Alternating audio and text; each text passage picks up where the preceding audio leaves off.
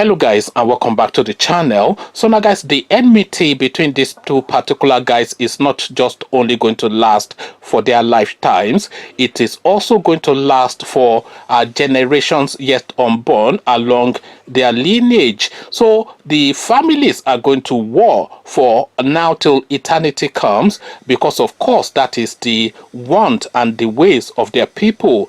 The dollar-loving governor of Kano State, Abdullahi Ganduje, and the dollar-loving former CBN governor and also former Emir of Kano State, Lamido Sanusi, I am talking about. As guys, I bring you this. Why I dethroned Sanusi as Emir of Kano. Ganduje opens up and then he speaks to this matter that happened a few months ago. So a plague on both their houses, as I said. No empathy, no sympathy from me for either parties. My weight might well go towards Sanusi a little bit because he's a bit more civilized and urbane, but really no sympathy from me for either of these two elements. Again, the headline, why I dethroned Sanusi as Emir of Kano, a headline attributed to the dollar-loving governor of Kano State, Abdullahi Ganduje. So now let's now see what May Dollar has to say. The Kano State Governor, Abdullahi Ganduje, on Tuesday explained why he dethroned Sanusi Lamido Sanusi as Emir of Kano in March. Ganduje, who spoke at the public presentation of a book written in honor of ex-President Goodluck Jonathan by a former managing editor of Daily Times newspaper, Bonacho Malay, in Abuja, said he dethroned Sanusi to save the traditional institution from abuse. The Kano State government had on March the 10th dethroned the monarch over alleged disrespect to the governor and other constituted authorities in the state. At the forum, Ganduje said Sanusi was appointed as Emir of Kano in 2014 after he was sacked by Goodluck Jonathan as governor of Central Bank of Nigeria, CBN. He stressed that the ex-CBN governor was not the best man for the throne at the time, adding that he was sustained on the stool despite widespread protest because he had the backing of ex-governor Rabiu Kwakwanso's administration on the allegedly missing $49 billion from the Nigerian National Petroleum Corporation (NNPC). Ganduje faulted Sanusi's public outburst on the matter, saying the deposed monarch ought to have discussed the matter privately with the former president, who in turn could have ordered an investigation into the allegation. He praised Jonathan for sacking the banker, noting that the allegation was not honorable. The governor said Sanusi was appointed Emir of Kano not because he was the best man for the throne, but to retaliate what Jonathan did to him.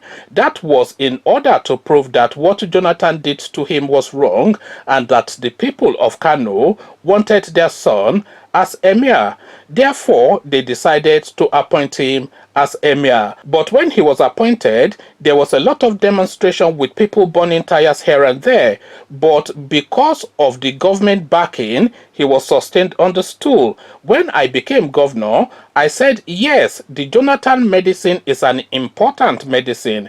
That medicine, even though I am not a medical doctor, but that medicine would serve the same purpose for the same disease and the same patient. So I took my Jonathan medicine and decided to save the system, to save the institution, and I applied it effectively. So Jonathan and I are on the same page. Actually, I have no regrets. So this is now effectively the dollar-loving governor sort of poking fun now at Sanusi the second. Yes, it's the second, isn't it? Lamido Sanusi the second, the former emir. So he's effectively poking fun at him now. Effectively is what is going on here. But then, of course, Sanusi had been quiet since he left that stool, and this is a man, of course, biding his time. But then I have no sympathy for Lamido Sanusi because even prior to the $9 billion scandal that led to his forcibly departure, for his forceful departure from the CBN post. Even prior to that, there has been unusual movements of monies in the central bank that was a cause for concern for a lot of people. So there were billions of dollars being moved into all these like Muslim type country, Islamic type countries like Malaysia, etc., saying that is being held as bonds there just to spread Nigeria's money, etc. But then, of course, a lot of money was being disappeared from the central bank under his watch. And then also under his watch as the central bank governor, this guy was a heavily politicized sort of a person.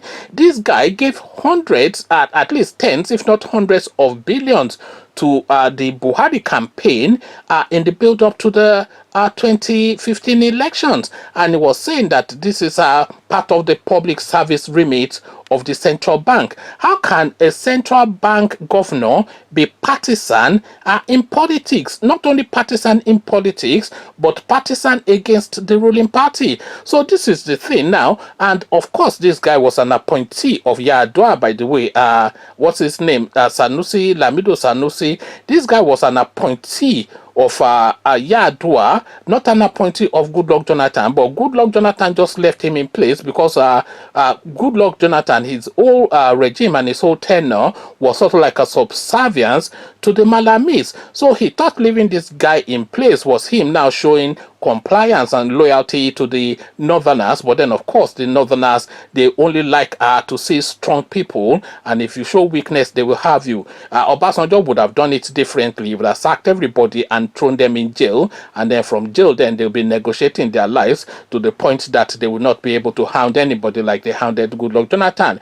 But then, of course, it is that weakness in his fiber that has led to the downfall of Goodluck Jonathan, because there was a lot of atrocities and a lot of incidents that happened during the tenure of Sanusi as the governor of Central Bank, sufficient enough for him to have been sacked on the spot. So now, Ganduje now has now come to poke fun at him again now, because he has not really given anything substantive enough to justify the sacking of a whole emir. You have to consider that out of all of the stools in Nigeria, if you look at the Ooni of Ife and the Sultan of Sokoto as the two most paramount traditional rulers in Nigeria, and they are, because they are even the joint leaders of the Traditional Rulers Council, but really the two most preeminent traditional rulers in Nigeria are the Sultan of Sokoto and the Ooni of Ife. So if you cascade just below that, then you have people like the Alaafin of Oyo, who is also a foremost, because the Alaafin of Oyo will actually tell you that he has preeminence over the Ooni of Ife. That is how potent and powerful that stool is. And on the same equilibrium, you have a stool like Kano. Kano is a vast city. Kano itself can be a country by itself. It is that vast and bigger space for then a governor to sack the emir of that. And the Kano Empire, by the way, it is a empire that goes back centuries. This is a stated and satiated and marinated and culturally, historically rich stool, and this is a stool that transcends time and space. So for a governor now, somebody like Ganduje, to just on a whim then decide to sack the emir of Kano, it just shows you then the imbalance in the equilibrium of the space that we call Nigeria, because it is really an emir of Kano that should be sacking a governor of Kano, because a governor is transient and an emir is eternal. An emir by tradition should never leave his stool until he meets his maker. But then, of course, a governor, if he's lucky, he gets 8 years, but his tenure is a 4-year slot to repeat only once. So now this is now the disparity in Nigeria, to the point now that this now dollar pocketing guy with the comical face is now going out in the public space to say Obi to the former emir of Kano, to say that I sacked you and I got rid of you, and there's nothing that you can do about it. Because this is now, you know how they do back in the day when you put both the two fingers at both eyes and put it down and stick your tongue out and say or B. So this is or B effectively is what he's saying now, because he has not given anything to justify this posturing that he's doing in a public space. But then of course a plague on both their houses, as I said, because whatever his name is, Sanusi, Lamido Sanusi, he's not going to get that much sympathy from me because he's not an especially pleasant sort of a person. The history of Lamido Sanusi, by the way, it goes back all the way to the Abacha days when this guy actually had somebody killed, and then of course he escaped the clutches of what is his name, Abacha then, because Abacha was after him then because he was just so furious that that would have happened. But then of course this guy, he has lived a checkered life all the way through. Lamido Sanusi, of course, I'm talking about. So no empathy, no sympathy, but it is now just two fighting, really, two elements really that are known for corruption and brutality, but then one is now saying Obi to the other one. Come share thoughts about all this in the comment section with me. Where do you weigh Lamido Sanusi or the dollar-loving governor Abdullahi Ganduje? Pick a side and come explain why you've chosen that side to me in the comment section. But before you pick that side, click on the red subscribe button so it turns gray. Bell button notifies you every time I drop a new video. Click on like as well because that helps with the YouTube algorithm. Once you've done all the clickings, pick a side and then come discuss. So I'll leave you here. Carry this conversation on with you in the comment section. But here I say peace.